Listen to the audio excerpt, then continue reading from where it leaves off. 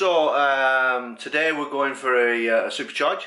I'm going to top the car up. It's been an unusual week this week because I've been in quite a lot of test rides at work with the guys at work, taking them out in the car and letting them see what it's like.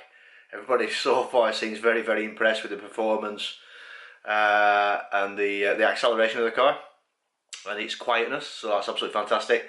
A few was a little bit worry, if you will, by using the autopilot. They weren't too sure on that. In fact, one of the guys says, "I'm not coming in the car if you take your hands off the wheel," but there you go, that's where you go with autopilot. So I'm going to go supercharge. It's probably about 12 miles away today. I'm going to have a look, see how long it takes to do. What I'm also doing is taking a cup of coffee with me today and the paper, so I'll sit and have a read of the paper and the coffee while the car is charging.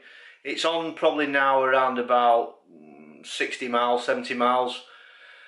Probably about 20 miles less when I get there, because what I have found is when it's dark and cold, the heating and the temperature takes quite a bit out of the range, so that's quite interesting to find out. In summertime that will obviously make a difference. I'm going to set off shortly and then I'll add to the video, see how we go on.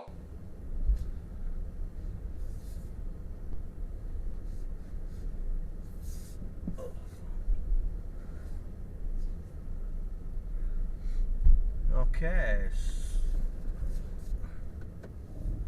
right, it's 9:31, setting off. Let's see how long it takes to actually get there. I'm now on 84 miles. I've also got it on chill mode, which is one of the updates I've got recently, which just throttles down the power back a little bit. And yeah, let's see how we get on. What it is saying when I get there, I should be on 30% when I get there, so that's not too bad. And about 24 minutes, should get there about 9:56. One thing that is quite interesting is like I'm driving now, I'm actually going up a slip road onto the motorway, and there's a car in front of me in a van, and because of the acceleration of the Tesla is so quick, in effect you can outstrip or outdrag both of the cars in front, because you're just not able to keep up with the acceleration rate, and that's one of the impressive things. Yeah, the other thing I found, and I had this when I had the long weekend test drive, is that the range displayed on the sat nav in terms of how many miles you've got left, it is pretty damn accurate, to be fair. When I came back all the way from Newcastle in a 100D or less, it said I would actually get back from my son's house to the charger at China Richard, which is where I'm going now, and it did actually say I would get back with I think it was in the region of about 36 miles left, something like that, and it was pretty damn accurate. It was 35 miles when I got there, so it's it's one of those trust things that you're going to have to get used to, the range anxiety. I still find myself looking at the battery quite a lot, even though I know quite a lot about the cars, and I've almost lived and breathed them for the past 12 months, with the research. There is that inbuilt anxiety of the range. Can I get where I need to get? The one thing you do find with the Tesla is an incredibly quiet vehicle. It's a fantastic vehicle to drive. Still getting used to it a little bit, because obviously I've been used to driving my TT, so I'm a lot more lower to the ground than I have the four-wheel drive. This is only rear-wheel drive. So you're just gauging and getting a feel for the car, how much grip there is in the car, and at this moment in time I'm not pushing it too much. Yeah, we'll see how we go on over the next few years to see how I adapt to the car, but it's certainly a very, very quiet vehicle to drive.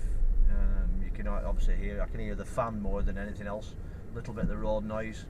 But yeah, absolutely fantastic, quiet, comfortable, and obviously the performance to boot is absolutely fantastic. Okay, we've arrived at the Charnock Richard services. The supercharger, I've arrived with 61 miles. It's now 9:53.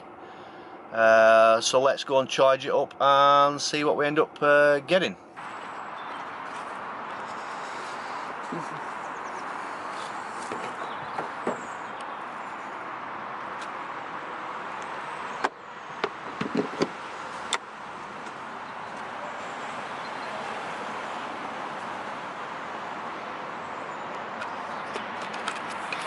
Okay, so we've gone from blue to green, so we've got nice flashing green. So let's get in the car and see what rate we're getting. So we'll see we're getting currently 168, 170 miles per hour, and that's increasing. Charging at 24 amps, and we've already put 3 miles back in. So time for a coffee. It's saying I've got 1 hour remaining to full charge, so let's see we're going. What I find quite fascinating and interesting now is this is probably the most Teslas I've actually seen charging at this location. There's 2 older Model S's and now a new Model S has turned up, similar to mine, and that's charging also. It's the first time I've seen 4 cars charging up here. I've seen 3, but yeah, not 4. Very impressive. So it just shows that you know, the number of EVs are charging, especially the supercharging. Yeah, it's a growing world.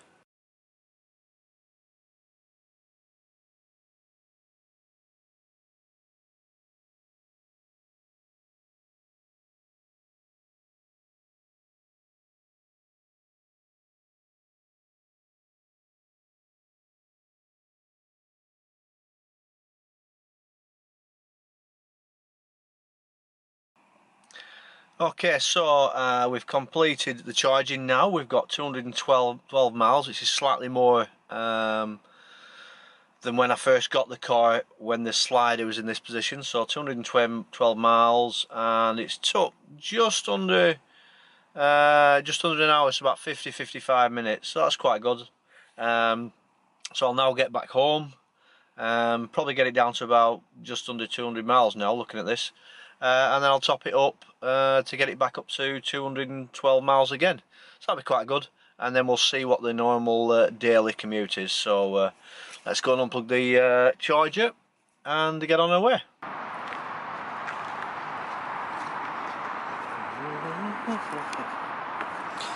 So the light's green.